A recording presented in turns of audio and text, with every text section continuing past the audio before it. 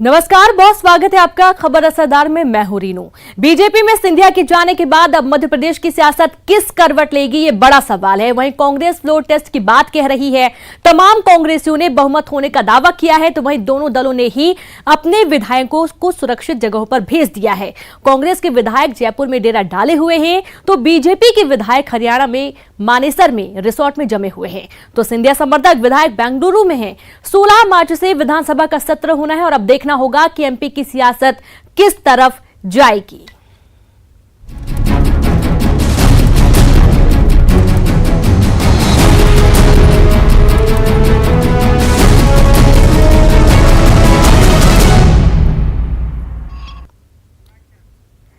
क्या बजट सत्र से पहले फ्लोर टेस्ट संभव है? क्या सिंधिया समर्थक 19 विधायकों के इस्तीफे मान्य किए जाएंगे?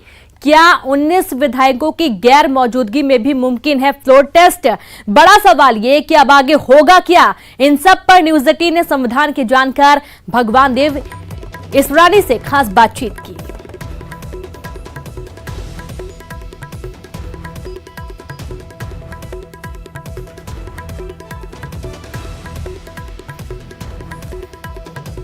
तो फ्लोर टेस्ट हुआ तो सरकार बचेगी? एमपी में अब क्या होगा? किस तरीके के दांवपेच हो सकते हैं? इन तमाम बातों को लेकर बातचीत की गई है। अब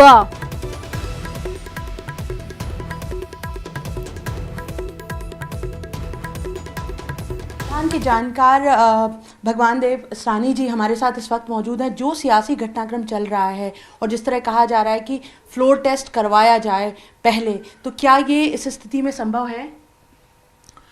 देखिए, मांग करने में कोई अनुचित बात नहीं है, ये राजनीतिक मांगें होती हैं, लेकिन टेक्निकली देखा जाए तो जो 19 विधायक इस्तीफा दे चुके हैं, इसीलिए ये बातें आ रही हैं। लेकिन 19 विधायक अभी तक पर्सनली मौजूद होकर स्पीकर के पास अपने इस्तीफे की बात स्वीकार नहीं कर पाए हैं और उनके इस्तीफे स्वीकार नहीं हुए अभी तक। लेकिन जो इस्तीफा उन्होंने भेजा है वो हस्तलिखित है, उस पर उनके हस्ताक्षर भी हैं। नियम क्या कहता है? अगर कोई लिखकर अपना इस्तीफा भेज रहा है तो वो क्या मान्य होगा या नहीं होगा? देखिए, नियम हमारा जो है प्रक्रिया कार्य संचालन नियम है, ये इसका नियम है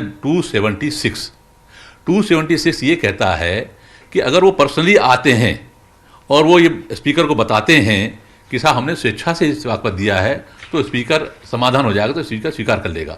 लेकिन 276 का एक ख ये कहता है कि अगर वो डाक से आता है, उसका इस्तीफा ईमेल से आता है या कोई व्यक्ति विशेष लेकर के आता है, तो स्पीकर को ये जांच करना चाहिए कि वो उन्होंने स्वेच्छा से दिया है, लोभ लालच से नहीं दिया है। उनको पर्सनली बुला करके स्पीकर पूछेगा। ये नैसर्गिक न्याय का सिद्धांत भी है। मध्यावधि चुनाव की स्थिति भी बन सकती है? नहीं, बाई इलेक्शन होंगे। मध्यावधि चुनाव की स्थिति तब बनती है सामान्यतः जब सरकार बनने की संभावनाएं समाप्त हो जाए दोनों तरफ से जी। जब राज्यपाल ये देखेंगे संभावनाएं खत्म हो चुकी हैं, तभी ये स्थिति आती है। फिलहाल तो वो स्थिति है ही नहीं जी।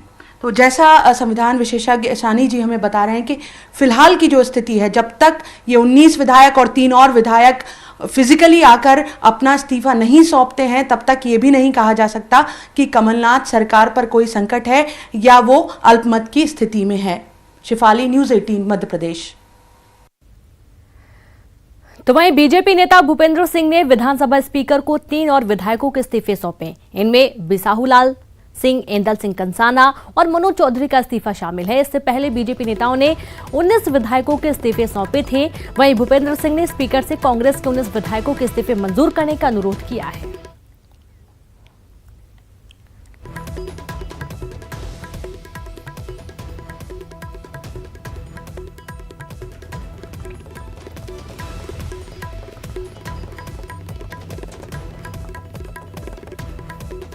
सर, आप अभी मुलाकात हुई आपकी, चूंकि आप ही कांग्रेस विधायकों के इस्तीफे लेकर आए थे, आपने हॉट कॉपी भी सौंपी थी, अभी क्या स्थिति? मैं अध्यक्ष जी से आग्रह किया है कि इस पर जल्दी निर्णय करें और इस्तीफे स्वीकार करें। सर, नियम प्रक्रिया क्या कहती है? क्या वाकई में हॉट कॉपी के जरिए इस्तीफे मंजूर हो सकते हैं? अध्यक्ष जी को ये अधिकार है, वो अगर संतुष्ट होते हैं कि इस्तीफा सही है, सदस्य से बातचीत हो सकती है, वीडियो कॉल के माध्यम से बातचीत हो सकती है, फोन के माध्यम से, और प्रक्रिया जो है वो लिखित में इस्तीफा देने की प्रक्रिया है वो हुई है। सर, 2 दिन हो गए लेकिन हार्ड कॉपी सौंपे हुए, अभी तक उस पर कोई कार्रवाई नहीं हो पाई है, क्या लगता है? ना वो आग्रह किया है अध्यक्ष जी से, उन्होंने आश्वस्त किया है कि वो जल्दी करेंगे। सर, खबर इस बात को भी लेकर है कि उन सभी 19 विधायकों को विधानसभा सचिवालय ने नोटिस जारी किए कि आप अपना पक्ष व्यक्तिगत तौर पर उपस्थित होकर दें। नहीं, अभी इसकी मुझे जानकारी नहीं है, पर मैं तो आग्रह किया है अध्यक्ष। सर, लेकिन यदि ये स्वीकार नहीं होते हैं तो क्या सभी विधायक विधानसभा पहुंचकर अपना इस्तीफा देंगे? पार्टी सब चीज़ें तय करेगी। सर, लेकिन अभी जिस तरीके का सियासी माहौल चल रहा है, क्योंकि राज्यसभा के प्रत्याशी के तौर में सिंधिया जी और दिग्विजय सिंह का नाम अनाउंस हो गया, तीसरी सीट के लिए भी बीजेपी ने कर दिया, तो अब तीसरी सीट के लिए चुनाव होगा, ये तय हो गया? देखिए आगे अब वो कांग्रेस क्या निर्णय करती है ये नहीं कह सकते, पर हमारी तरफ से तो दोनों उम्मीदवार घोषित हुए। सर, दिग्विजय सिंह ने कहा है कि फ्लोर टेस्ट के लिए हम तैयार हैं, विधानसभा में पता चलेगा कि किसके पास कितने विधायक हैं, और उन्होंने इस बात का भी आरोप लगाया है कि विधायक दे रहे हैं, कांग्रेस के विधायक इस्तीफा दे रहे हैं और लेकर पूर्व मंत्री भी आ रहे हैं बीजेपी के, और वो कह रहे हैं कि हमारा इससे कुछ लेना देना नहीं है, ये तो कांग्रेस पार्टी का अंदरूनी मामला है। सवाल, अगर कोई इस्तीफा देता है और कोई इस्तीफा वो अपना ईमेल से पहले भेज देते हैं और वो कोई कारण से नहीं पहुंच सकते हैं, और वो अगर मैं विधायक के नाते उन्होंने कहा कि आप वहां जमा कर दो सचिवालय में, तो इसमें क्या आपत्तिजनक है। और अब तो सिंधिया जी भी भारतीय जनता पार्टी में है और उनके जो साथ में विधायक हैं वो सब भी भारतीय जनता पार्टी में। सर, राज्यपाल से भी कुछ मिलने का समय या कुछ मांग हम रख सकते हैं क्या, बीजेपी की तरफ से हो सकती है? कि बीजेपी सभी जो कानूनी पहलू हैं उन पर विचार कर रही है, जो प्रक्रिया है उस पर विचार कर रही है, उसके आधार पर हम लोग आगे बढ़ रहे हैं। तो इधर कांग्रेस के कुल 22 विधायकों ने इस्तीफा दे दिया है, उधर 13 विधायकों को विधानसभा स्पीकर ने नोटिस जारी कर दिया है। स्पीकर का कहना है कि जो भी कानून कहता है उसके मुताबिक कार्रवाई की जाएगी। आप लोग जो सरकार के मुखिया उनसे पूछिए। जहाँ तक मेरे को नोटिस दिए थे, आप लोग मेरे घर पे आए थे, कल मैंने 6 लोगों को नोटिस जारी कर दिया है। आज मैं 7 लोगों को और नोटिस जारी कर रहा हूँ। जो प्रक्रियाएं हैं, मैंने उस दिन भी कहा था, आज भी कह रहा हूँ, नियम प्रक्रियाओं के तहत अध्यक्ष बंधा हुआ है और उन नियम प्रक्रियाओं का पालन करना अध्यक्ष का कर्तव्य है। तदनुसार अध्यक्ष अपनी कार्यवाही कर रहा है। सर, क्या नोटिस के बाद अगर नहीं आते, उपस्थित नहीं होते? ये देखो, काल्पनिक प्रश्न मत करिए, अगर मगर मत करिए, उसके बाद जो चीज होगी वैसा निर्णय लूंगा। सर, विधानसभा संचालन कार्रवाई प्रक्रिया में साफ कहा गया है कि अगर बजट सत्र में पहला सबसे टॉप प्रायोरिटी राज्यपाल का भाषण होता है, अगर फ्लोर टेस्ट की मांग हाउस में होती है तो क्या निर्णय स्पीकर का होगा? ये अभी सब काल्पनिक बातें हैं। आपका प्रश्न काल्पनिक है, इसलिए मैं काल्पनिक उत्तर नहीं दे सकता। तो उधर कांग्रेस ने विधायकों के इस्तीफे पर सवाल खड़ा किया है। कांग्रेस का कहना है कि विधायकों ने खुद इस्तीफा नहीं दिया है, साथ ही कांग्रेस ने विधायकों को बंधक बनाने के भी आरोप लगाए हैं। इस्तीफे आ गए, उनको स्वीकार किया जाए। भूपेंद्र सिंह ने फिर मुलाकात की है। ये भूपेंद्र सिंह जी कांग्रेस के विधायकों के इस्तीफे ला रहे हैं और बोलते भारतीय जनता पार्टी को इससे कोई मतलब ही नहीं है। सर, वो कह रहे हैं विधायक होने के नाते चूंकि वो आ नहीं पा रहे थे इसलिए उन्होंने। क्यों नहीं आ पा रहे भाई, कहानी क्यों नहीं आ पा रहे, इनसे पूछिए कि 22 विधायक नहीं आ पा रहे इकट्ठे, क्यों नहीं आ पा रहे, भूपेंद्र सिंह जी से पूछिए। सर, लेकिन बताया जा रहा है कि विधानसभा सचिवालय ने नोटिस भी जारी किया विधायकों को अपना पक्ष रखे प्रत्यक्ष रूप से आके। मुझे जानकारी नहीं। सर, लेकिन अब जिस तरीके का सियासी माहौल है, आपको लग रहा है कि सरकार पर संकट है या टल गया है या फ्लोर टेस्ट में साबित कर देगी कांग्रेस के उसके पास पर्याप्त संख्या है? चलिए आगे देखिए होता है क्या। हमारी मांग है माननीय स्पीकर साहब से, और आपके माध्यम से मैं देश के सभी लोगों से प्रार्थना करना चाहता हूं कि भारतीय जनता पार्टी केवल अपनी सरकार बनाने के लिए जिस प्रकार के हथकंडे अपना रही है, इस देश को समझना चाहिए। लेकिन फ्लोर टेस्ट के लिए माननीय कमलनाथ जी कह चुके हैं, हम तैयार हैं। विरोधी पक्ष सत्ता पक्ष के 19 एमएलए और आज शायद 3 और दिए होंगे। तो उधर बीजेपी ने कांग्रेस सरकार पर अल्पमत होने के आरोप लगाए। बीजेपी ने कहा कि 22 विधायकों ने इस्तीफा दे दिया है और ऐसे में बजट सत्र में राज्यपाल का भी भाषण नहीं होना चाहिए। हम तो बार बार ये कहते रहे भारतीय जनता पार्टी को कोई लेना देना नहीं है, कांग्रेस का आंतरिक मामला है। लेकिन ये सच्चाई है कि सरकार ने बहुमत खो दिया है और अब ऐसी सरकार कैसे राज्यपाल का अभिभाषण करवा सकती है, कैसे सत्र बुला सकती? दिग्विजय सिंह कह रहे हैं कि फ्लोर टेस्ट होना चाहिए 16 तारीख को। हम लोग तो कह रहे हैं कि फ्लोर टेस्ट भी हो, इसमें कोई आपत्ति नहीं है, पर जब सरकार अल्पमत में है तो इस्तीफा दें और गवर्नर भारतीय जनता पार्टी का जो भी हमारा नेता होगा उसको मुख्यमंत्री की शपथ दिलाएं और जिस दिन वो कहेंगे उस दिन हम लोग बहुमत सिद्ध कर देंगे। जब बजट सत्र के पहले दिन महामहिम का भाषण होता है और महामहिम के पास में उस आसंदी पर दो लोग बैठते हैं, एक विधानसभा अध्यक्ष बैठते हैं और एक महामहिम बैठते हैं, राज्यपाल महोदय। अब दोनों के पास में 22 के लगभग और 22 के लगभग इस्तीफे हैं दोनों के पास। तो ये सरकार जिसका आप दर्पण पढ़ने जा रहे हैं, दिखाने जा रहे हैं, वो सरकार बहुमत में है क्या? और अगर वो बहुमत में नहीं है तो उसका अभिभाषण कैसे? अगर है तो फ्लोर टेस्ट क्यों नहीं? तो हम तो प्रार्थना करेंगे दोनों से कि पहले फ्लोर टेस्ट हो फिर अभिभाषण हो। और अधिक जानकारी के साथ संवाददाता अनुराग लाइव जुड़ गए। अनुराग, इस वक्त क्या चल रहा है भोपाल में?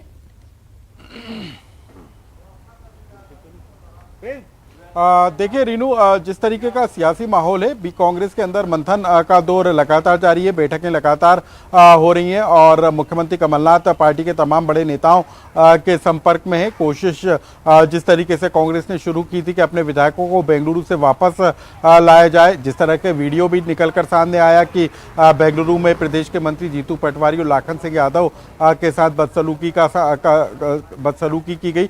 लेकिन उसके अलावा राजधानी की अभी बात करें तो कुछ ही देर के बाद ज्योतिरादित्य सिंधिया जो है शिवराज सिंह चौहान के घर पहुंचेंगे और वहां पर डिनर का कार्यक्रम रखा गया है। ये कार्यक्रम भी होगा, लेकिन फिलहाल अगले पल क्या होगा, कल क्या होगा और विधानसभा में बजट सत्र में जो राज्यपाल का अभिभाषण होना है वो हो पाएगा या नहीं हो पाएगा, क्योंकि अब बीजेपी ने इस बात की मांग रख दी है कि अभिभाषण राज्यपाल का तभी हो सकता है जब सरकार के पास बहुमत हो। लेकिन सरकार अल्पमत में आ गई और ऐसे में अब राज्यपाल के अभिभाषण से पहले फ्लोर टेस्ट कराने की जरूरत है। तो ऐसे में अब अगला सियासी घटनाक्रम क्या होता है, इसी पर सभी की नजरें टिकी हुई हैं। हालांकि विधानसभा स्पीकर एनपी प्रजापति ने अभी तक किसी भी विधायक का इस्तीफा मंजूर नहीं करा है। उन्होंने कहा है कि जब तक कोई विधायक उनके समक्ष आकर अपना पक्ष नहीं रखता है तब तक वो इस बारे में फैसला नहीं लेंगे, क्योंकि वो नियम प्रक्रियाओं से बंधे हुए हैं।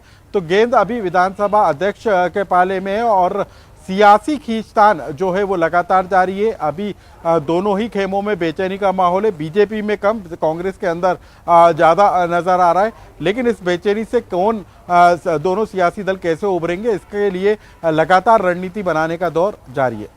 जी बिल्कुल, रणनीति बन रही है अब अनुराग, लेकिन इसे जी और अच्छे तरीके से समझे। जो कि 22 विधायकों ने इस्तीफा तो दिया है, लेकिन जैसा कि हमारी सहयोगी शेफाली पहुंची हुई थी, जो संविधान के जानकार हैं, उनसे बातचीत जब की गई थी तो उनका ये कहना था कि जब तक वो पुख्ता नहीं कर लेते हैं जो विधानसभा अध्यक्ष हैं, या फिर कि इन्होंने ही भेजा है या किसी कोई लालच या कोई दबाव के चलते इन्होंने इस्तीफा तो नहीं दिया है, तब तक इस्तीफा मंजूर नहीं किया जाएगा, या फिर जब वो खुद आकर नहीं बोल देते हैं। यानी कि कई सारे भी दांव पेच फंसे हुए हैं और उसके बाद ही फ्लोर टेस्ट की भी मांग की जा सकती है।